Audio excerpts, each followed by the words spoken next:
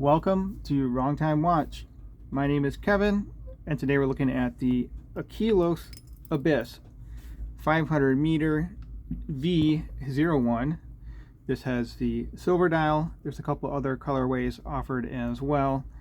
Price for this watch is $359. Comes with the watch, the mesh bracelet, and comes with a rubber strap.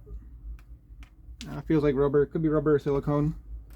No, it's rubber. A rubber strap and also a NATO strap. So screwdriver as well. So a nice little package here.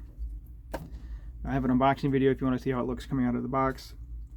So it has a sapphire crystal. Is a flat sapphire crystal and the edges are rounded. Kind of looks like a box dome sapphire, but that sapphire crystal is flat.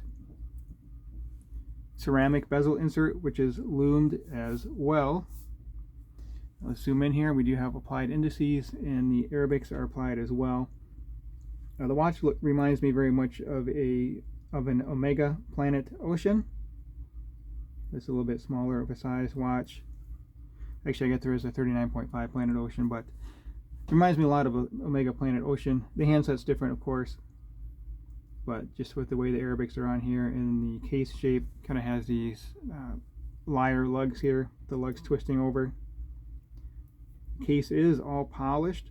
We do have some engraving on the side here, a little bit of brushing in between there. But yes, you can see 500 meters, so the watch is rated to 500 meters of water resistance. They do test their watches. And there's something too, which you don't normally see. I've not seen this before. You have a helium escape valve, which is in between the lugs. So that's very neat.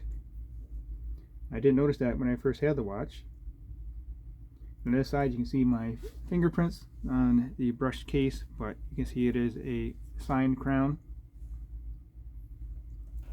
See, I've enjoyed my time with this watch for sure. The logo is printed, and then you have printing below the handset.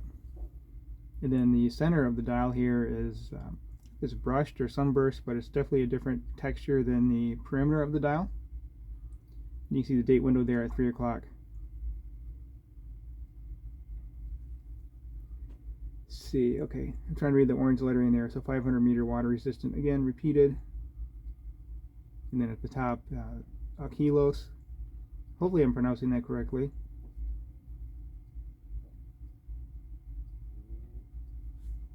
Okay, let's zoom back out here. Bezel actually feels fine to me. Pretty solid. Maybe a little bit of, it's not really back play. It's not springy or anything, so nice bezel action. I do like the orange. They have I believe they have black dial, a blue dial. I'll leave a link in the description to the website. Go check it out. So the Lume, we have BG-W9 Lume on the indices, the handset, and also the bezel insert, the ceramic bezel insert. So this mesh bracelet has these removable links, which I don't know where I put those. Oh, I have them here in the box. So I removed all the links, and I have it on the tightest micro adjust position here, and it just barely works on my wrist, my 6.5-inch wrist.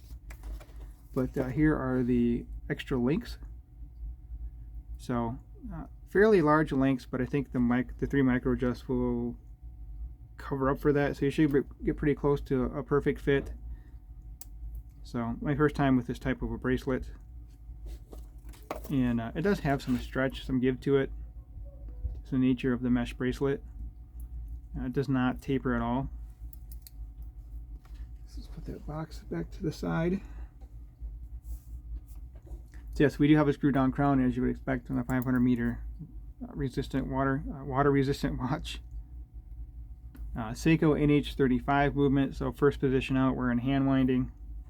Next position is date set, which I won't change the date because I'm in the danger zone here. So pull the crown all the way out, and then we have hacking. It'll be good for about 40 hours of power reserve, 6 beats per second.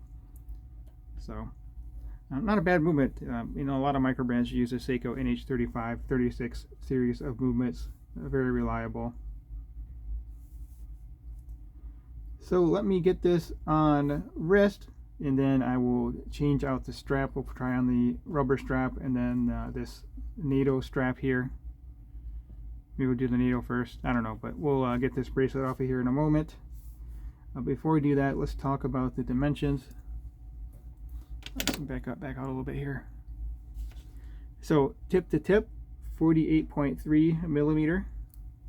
The diameter of the bezel, 40.1 millimeter. The case is a little bit larger than that. Not so easy to measure that diameter, so all that's listed on the website is the bezel diameter. They have it listed at 40. I measured at 40.1. Thickness, 14.2 millimeter thick, which is really not too bad for a 500 meter resistant watch here. 500 meter water resistant. 22 millimeter lug width, and as I mentioned before, it does not taper, so 22 all the way down. We have a milled clasp in the middle here. This portion is stamped, 3 micro adjusts. You do have that safety fold over clasp. It is signed there with the brand name again. And it does have a design engraved in the case back here. So stainless steel, automatic movement. Again, 500 meter water resistant. And what else does it say here? I think I already read that. Oh yes, it has sapphire crystal. Kind of has two different patterns here for removing the case back. You have the typical lugs here, and then this is kind of like the Rolex. That's not really for, that's just a design detail. Not thick enough to do anything there. So let me get this on wrist, and then I'll switch over to the other straps here. I have worn it the whole time on this bracelet.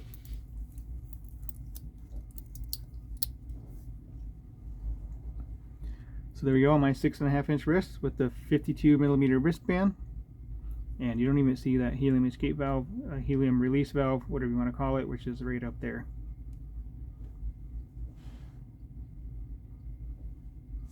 Let me zoom out here, get a little bit different perspective. So I think it works well on my 6.5 inch wrist.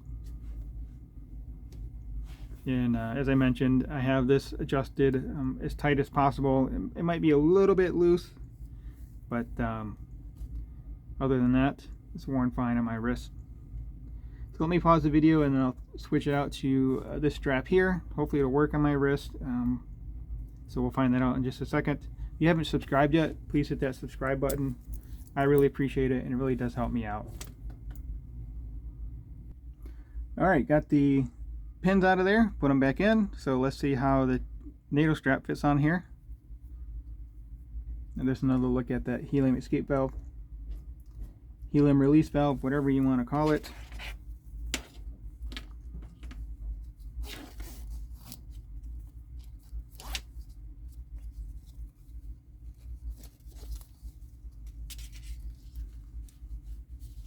Try and center that on there.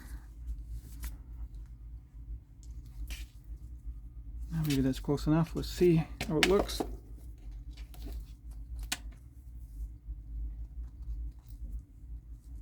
Come on, get in there. There we go.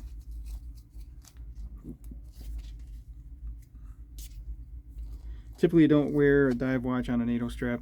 Actually, don't really wear that many watches at all on a NATO strap. Much prefer the bracelet, but anyway, here we go. Here's a look at this one. Maybe we'll tuck it back under this way.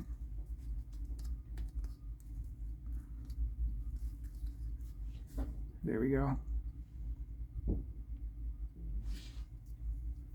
Probably putting a little bit too tight, but the thing I don't like about NATO straps is they really increase that thickness there, so probably added at least 3 millimeters to the overall height off my wrist here. So 3 plus 14.2, 17.2 millimeter. But if you don't wear long sleeves, I'm sure it'd be just fine, and a little more secure being on a NATO strap too. Alright, let's get this off of here. Now I'll pause the video, take this off, and then we'll put it on the included rubber strap, which I think will look pretty sharp with the strap being orange and the text being orange on here.